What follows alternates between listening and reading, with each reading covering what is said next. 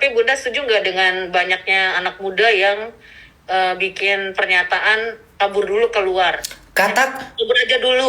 uh, kalau dibilang setuju untuk saat ini bahwa tidak adanya lapangan kerja buat mereka atau mereka pelarian ke luar negeri supaya mereka bisa mengembangkan ilmu mereka, ya saya sangat setuju. Dan jangan disalahkan kepada mereka. Mungkin mereka terlalu peka, terlalu emosional, nggak tahu berbuat apa-apa. Kalau memang negara luar menjanjikan buat mereka akan di luar negeri dengan hidup yang tentram, nyaman, mendapatkan hasil yang sebanding, tentu ya saya ngedukung. Dan kembali lagi ke pemerintahan kita. Sadar enggak? Merasa tertampar enggak? Merasa sedih enggak? Merasa kecewa enggak?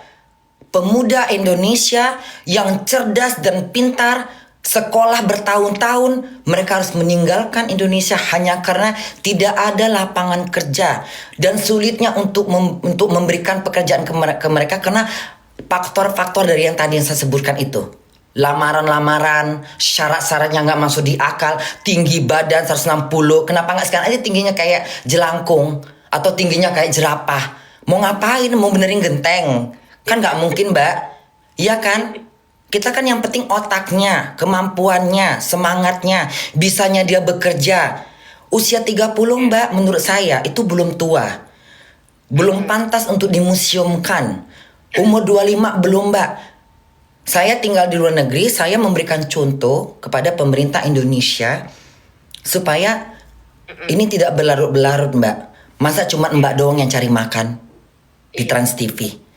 Apa nggak mikirkan di luar sana, Mbak?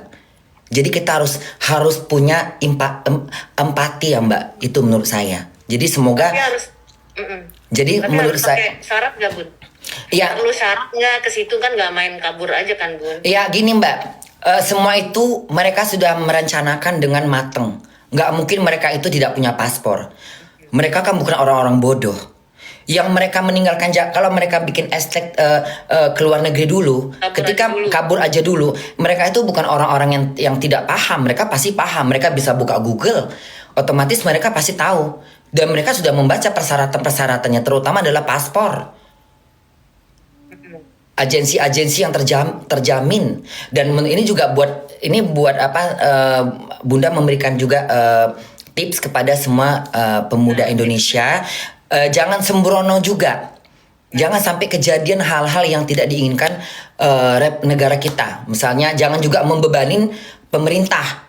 Contohnya misalnya sembarangan mengambil agensi lalu menggebu-gebu tanpa memikirkan ke depannya. Lalu sampailah ke negara yang tidak bisa dijamin keselamatannya.